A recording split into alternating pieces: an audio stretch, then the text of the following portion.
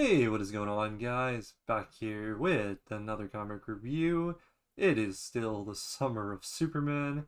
We have Superman Unlimited #1. You're looking at the cover A. I have to hold it a certain way, or this bag will reflect off of the monitor slash TV I'm using. Really nice cover. I thought about paying $1 up, getting that James Gunn variant. I just thought it was cool that they're going to do something like that. So, yeah, I rock with it. Definitely better than Supergirl's cover A. But, hey, $4.99 a cover price. That is fair. And if you buy any other cover, you're looking at a $5.99. So, dollar, like I was saying. Let's get into the story. Now, if you're a new reader, you're going to get quite a bit of content. Is a thicker book, as you can see here. I don't know if this is doing it justice, but there we go. Sort of a thicker book. I think that's a positive for a #1. Sometimes it means it can bore the crap out of you, but this one, I feel like it's got something to give, mostly to the new readers. If you feel like this is a snooze fest, I say get prepared. So, basis of Superman is what we get here. You have Kent Clark, that is alternately Superman. Starts off with this thing about the Daily Planet getting this big crossover, like it's going to be something bigger. Kent Clark goes into his Superman identity, runs off. He's doing his super duties, saving people.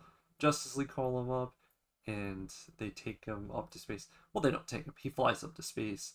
And that's where we see that there's a giant asteroid falling to Earth. He keeps having to change trajectories, and it's going to fall off of different country, fall down to different countries and destroy it. And the second time, this is where he has a bunch of flashbacks. This is where we go back and we're like rethinking life. Oh man, I really miss this, that, mom, dad, and Lewis, all of that. Finally, he wakes up. He's at the hospital. I'm gonna go back for a second.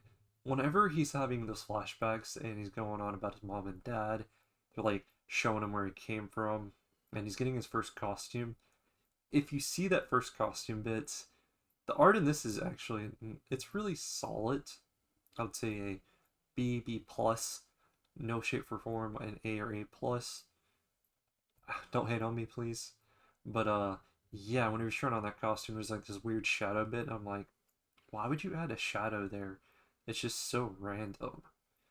Hey, maybe I'm just wild and crazy. That was one of my little pet peeves of that part. Anyway, as he wakes up in the hospital, this is where his mom is there to greet him, his son, you have Lewis there, and then Dad and Batman come through the door. Batman leads him back to the Justice League Tower. It was really cute. Seeing everyone being really nice and being like, hey, Superman, we missed you. Batman takes him back. This is where we get to see that Superboy as well as Supergirl are very hurt. One of them had like a broken arm, like bandaged up and just beat. Batman shows him something very shocking. A country has gotten really rich due to being able to get kryptonite and run the market. So it's very obtainable now.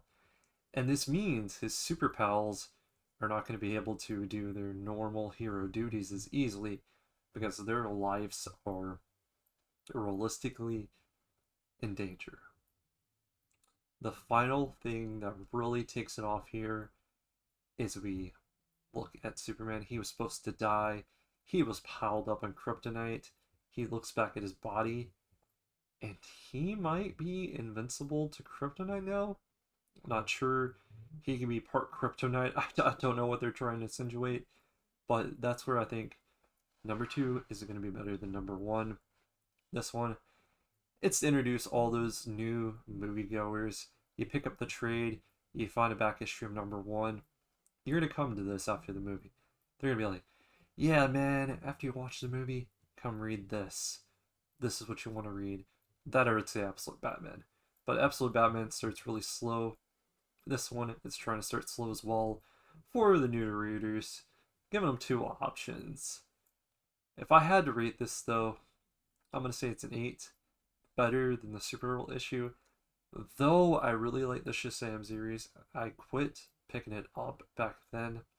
There is a charm about that writing, and that art is not bad.